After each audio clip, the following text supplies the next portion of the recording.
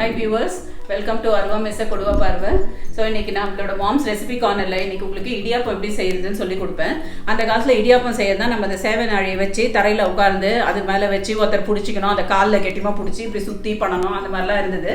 இப்போ அந்த மாதிரிலாம் இல்ல, அதோட ஈஸியா செய்யற மெத்தட் வந்து உங்களுக்கு சொல்லி தரேன் நான். வாங்க நம்ம கிச்சனுக்கு போலாம். So viewers, இப்போ வந்து இடியாப்பம் செய்யறதுக்கு என்னென்ன இன்க்ரீடியன்ஸ் வேணும்ன்றதை நான் சொல்கிறேன். இது வந்து அரிசி மாவு. இது நான் வந்து ஒரு அழகு அரிசி மாவு எடுத்துட்டுருக்கேன். அதில் வந்து ஒரே ஒரு சிட்டிக்கை உப்பு கொஞ்சம் போடுறேன் நான். ஸோ இந்த மாவில் வந்து உப்பு போடுறேன். நெக்ஸ்ட் வந்து இந்த இடியாப்பம் மாவு எப்படி அரைக்கணுன்றதை சொல்கிறேன் நான். எனி பச்சரிசி மாவு எடுத்துக்கோங்க, பச்சை அரிசி எடுத்துக்கோங்க. அதை நல்லா 3-4 வாட்டி கழுவி அந்த தண்ணியை ஊற்றிட்டு அதுக்கப்புறமா இதை வந்து இந்த அரிசியை வந்து நல்ல வெயிலில் காய வச்சு நல்லா ட்ரை ஆனதுக்கப்புறமா மிஷினில் கொடுத்து அரைக்கணும். மிஷினில் கொடுத்து அரைக்கும் போது சொல்லுங்கள் அவங்கக்கிட்ட 2 வாட்டி போடணும்னு சொல்லுங்கள். அப்போ தான் வந்து உங்களுக்கு இந்த மாதிரி இவ்வளோ நைஸாக கிடைக்கும். ஸோ அந்த நம்ம இடியாப்பம் புழியரில் எடுக்கும் போது நம்மளுக்கு அடப்பு இல்லாமல் ஈஸியாக வந்துடும். ஸோ அந்த நோட் பண்ணிக்கோங்க. இடியாப்பம் செய்யும் போது அந்த அரிசி மாவு வந்து மிஷினில் கொடுத்து அரைக்கும் போது 2 வாட்டி போடணும்னு சொல்லுங்கள் அவங்கக்கிட்ட, மிஷின் அரைக்கிறவங்க கிட்ட. அரைச்சி இந்த மாதிரி எடுத்துக்கிட்டிங்கன்னா இது வந்து 6 மாதம் வரைக்கும் மாவு நல்லா இருக்கும். நம்ம எதுக்கு வேணாலும் யூஸ் பண்ணிக்கலாம். அந்த மாதிரி இடியாப்பம் புட்டு எது செய்யலைனாலும் அதுக்கு யூஸ் பண்ணிக்கலாம். ஸோ இப்போ வந்து நான் வந்து ஒரு ஸ்டீல் வெசல் எடுத்துக்கிறேன். இந்த ஒரு அழகு மாவை உப்பு போட்டு வச்சுருக்கேன். ஸோ அதை லேசாக கலந்துக்கோங்க. கலந்துட்டு அந்த மாவை வந்து ஒரு கிண்ணத்தில் போட்டுக்கோங்க.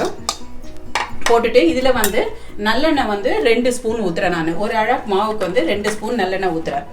ஸோ இந்த நல்லெண்ணெய் ஊற்றி புழியறதுக்கும் ஈஸியாக வந்துடும். ஸோ அது பாருங்கள், 2 ஸ்பூனு நல்லெண்ணெய் ஊற்றுறேன்.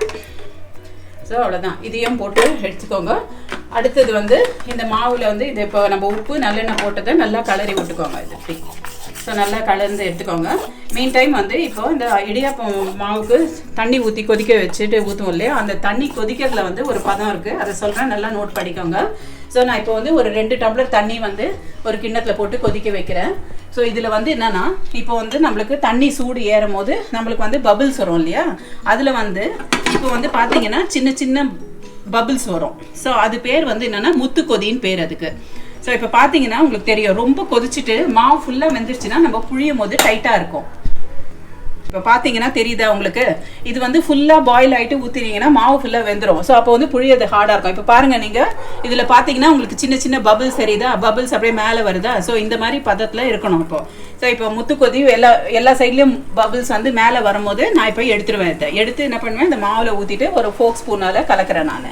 ஸோ இப்போ பாருங்கள், நல்லா அந்த பதம் வந்துடுச்சு. ஸோ ஸ்டவ் ஆஃப் பண்ணிடுறேன்.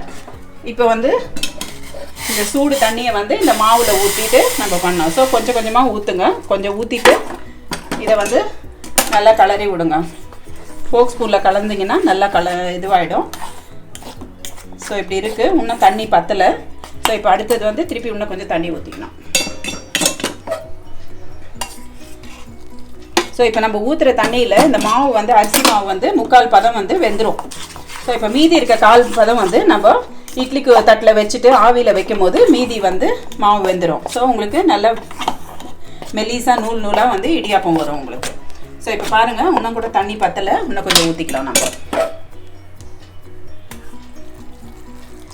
ஸோ இப்போ நான் ஒரு அழகு மாவு போட்டேன், அதுக்கு குறைஞ்சது 1.25 2 வரைக்கும் தண்ணி பிடிக்கும். ஸோ இப்போ பார்த்தீங்களா, அது ஒரு மாதிரி திரண்டு வருதா அது. ஸோ இந்த மாதிரி வச்சுக்கோங்க. இப்போ அடுத்தது வந்து குக்கர் வந்து நான் ஆன் பண்ணிக்கிறேன். இதில் வந்து 2 டம்ளர் தண்ணி ஊற்றிட்டு இந்த குக்கர் அடி தட்டு இருக்கும் இல்லையா, அதை போட்டு வச்சுருக்கேன். ஏன்னா நம்ம வந்து இடியாப்பம் போடும் போது பொங்கி வரும்போது இடியாப்பத்தில் பட்டுனா இடியாப்பம்லாம் தண்ணியாக ஏறிடும் அதில். ஸோ அதனால் என்ன பண்ணிக்கிறேன், அடித்தட்டு ஒன்று போட்டு வச்சுருக்கேன் நான். இதுக்கு அடுத்தது மேலே வந்து ஒரு இட்லி தட்டில் கர்ச்சீஃப் போட்டுட்டு அதில் புழிஞ்சிட்டு இடியாப்பத்தை ஆவியில் வைக்க போகிறேன் நான். ஸோ இப்போ இது இருக்கட்டும், கொஞ்சம் சிம்மில் இருக்கட்டும். இந்த மீன் டைம் இந்த மாவு வந்து நல்லா கலரிக்கலாம். ஸோ இப்போ இந்த தண்ணி போதும் இந்த மாவுக்கு.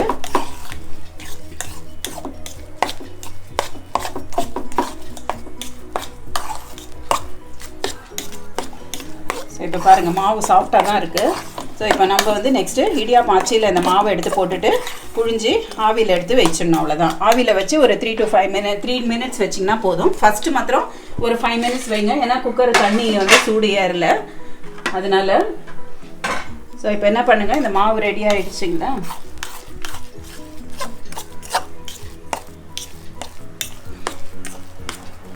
ஸோ இதை வந்து நம்ம இந்த இடியாப்பம் அச்சு இருக்குது.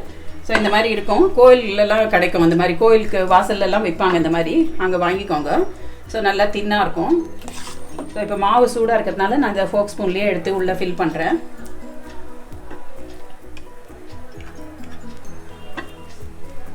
ஸோ இப்போ இதை நல்லா அழுத்தி விட்டுக்கோங்க. அழுத்தி விட்டுட்டு போதுன்ற அளவு போட்டுக்கோங்க ஃபுல்லாக. அதுக்கப்புறமா இந்த கட்டையை போட்டு இன்சர்ட் பண்ணிவிட்டு இப்போ என்ன பண்ணுங்க, நான் வந்து ஒரு இட்லி தட்டு மேலே வந்து ஒரு கர்ச்சீஃபை ஹீட் பண்ணி போட்டு வெட் பண்ணி போட்டு வச்சுருக்கேன். ஸோ இப்போ என்னென்னா இது மேலே வந்து இந்த இடியாப்பத்தை நம்ம புழிய போகிறோம். புழிஞ்சிட்டு இட்லி குக்கரில் வைக்க போகிறோம்.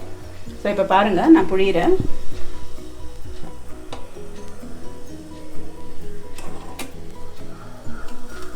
ஸோ இப்போ பார்த்தீங்கன்னா இடியாப்பம் எப்படி வருதுன்னு பாருங்கள், நைஸாக வரும். ஸோ அவ்வளோதான். இந்த வரைக்கும் புழிஞ்சிட்டு நீங்கள் என்ன பண்ணுங்கள், எடுத்து குக்கரில் வச்சிடணும். ஸோ இப்போ குக்கரில் தண்ணி சூடு ஏறிடுச்சு. நம்ம கீழே ஒரு தட்டு வச்சுருக்கோம். ஸோ அது மேலே வந்து இந்த இடியாப்பத்தை வச்சுருங்க. வச்சுட்டு இப்போ அதை ஸ்டவ்வும் ஹையில் வைங்க. குக்கரில் வந்து நான் 2 டம்ளர் தண்ணி ஊற்றிருக்கேன். ப்ளஸ் ஒரு குக்கரோட அடி பிளேட் வந்து அதில் வச்சுருக்கேன். இப்போ மேலே ஒரு குக்கரில் வச்சுருக்கேன். ஸோ இப்போ இதை வந்து நம்ம மூடிடணும். மூடிட்டு ஒரு 3 மினிட்ஸ் அப்படியே வைக்கணும். ஸோ இப்போ டைம் 6:30 ஆகுது. இன்னும் 3 மினிட்ஸில் நம்ம எடுத்துடலாம் அதை. ஸோ மீன் டைம் வந்து இன்னொரு தட்டுலேயும் இட்லி தட்டில் ரெடி பண்ணி வச்சுக்கோங்க. அதே மாதிரி மாவு ஃபில்லப் பண்ணி புழிஞ்சு வச்சிங்கன்னா அந்த இட்லி குக்கர்லேருந்து எடுக்கணும் இல்லையா, இப்போ எடுத்துட்டோன்னே அடுத்த தட்டு அதில் வைக்கிறதுக்கு சரியாக இருக்கும். ஸோ இப்போ நான் வந்து மீதி இருக்க மாவையும் இதில் ஃபில் பண்ணுறேன் நான். இப்போ 2வது குழாயில் மாவு போட்டு ரெடி பண்ணியிருக்கேன்.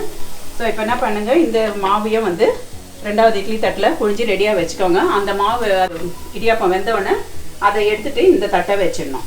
ஸோ இப்போ பார்த்தீங்கன்னா தெரியும், கம்பியாக வருதுங்களா உங்களுக்கு. ஸோ இந்த மாதிரி புழிஞ்சு எடுத்துடணும்.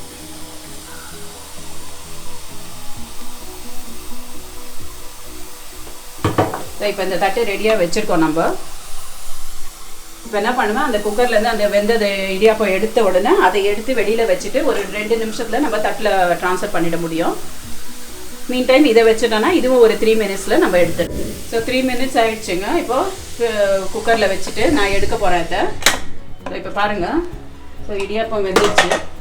ஸோ இதை வந்து நான் ஒரு தட்டில் எடுத்துடுறேன் உங்களுக்காக. ஸோ இப்போ என்ன பண்ணுங்கள், இந்த இட்லி இது பேனை தட்டு வந்து நீங்கள் எடுத்துருங்க வெளியில். ஒரு 2 நிமிஷம் ஆகட்டும்.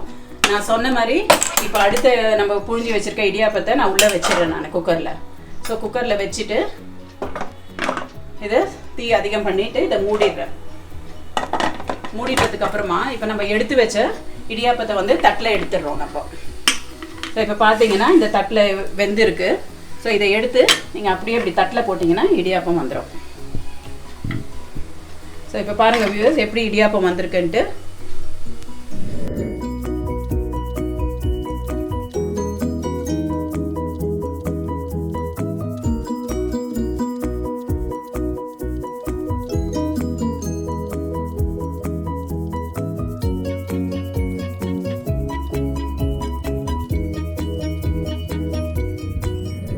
வியூவர்ஸ், இப்போ நான் உங்களுக்கு இடியாப்பம் செய்துட்டேன் நான். ஸோ உங்களுக்கு ஒரு தட்டில் வச்சு காமிக்கிறேன். இது எப்படி இருக்குன்னு பாருங்கள்.